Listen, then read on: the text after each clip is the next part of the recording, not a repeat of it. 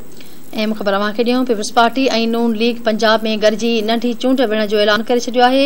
लाहौर में peoples party ऐं नवाज़ league जे अॻुवाननि गॾियल प्रेस कॉन्फ्रेंस कंदे चयो आहे त गॾिजी हलण सां जमहूरियत मज़बूत थींदी। सूबाई वज़ीर अता तारड़ चयो आहे त पीपल्स पार्टी नंढी चूंड में नून लीग जो साथ ॾियण जो फ़ैसिलो कयो आहे। नून लीग खे बि हर सीट ते पीपल्स पार्टी जी हिमायत हासिल हूंदी। हुन चयो त चूंड मुहिम में ॿिन्ही पार्टियुनि जा उम्मीदवार गॾिजी शिरकत कंदा। गॾिजी हलण सां जमहूरियत वधीक मज़बूत थींदी। अॻुवाननि चयो त इमरान ख़ान माण्हुनि खे एहतजाज जो सॾु ॾेई पाण घर में वेठो रहियो।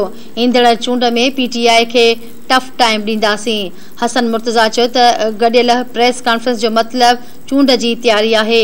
हुकूमत महांगाई ते ज़ाब्तो आणण जी कोशिश करे पई। अवाम खे जल्द रिलीफ फराहम कयो वेंदो।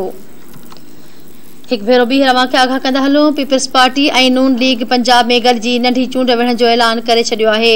लाहौर में पीपल्स पार्टी ऐं नवाज़ लीग जे अॻुवाननि सां गॾियल प्रेस कॉन्फ्रेंस कंदे चयो आहे त गॾिजी हलण सां जमहूरियत मज़बूत थींदी। सूबाई वज़ीर अता तारड़ चयो त पीपल्स पार्टी नंढी चूंड में नून लीग जो साथ ॾियण जो फ़ैसिलो कयो आहे। नून लीग खे बि हर सीट ते पीपल्स पार्टी जी हिमायत हासिल हूंदी। हुन चयो त चूंड मुहिम में ॿिन्ही पार्टियुनि जा उम्मीदवार गॾिजी शिरकत कंदा।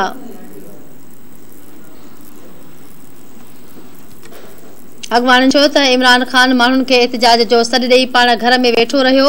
ईंदड़ चूंड में PTI खे टफ टाइम ॾींदासीं। हसन मुर्तज़ा चयो त गॾियल प्रेस कॉन्फ्रेंस जो मतिलबु चूंड जी तयारी आहे।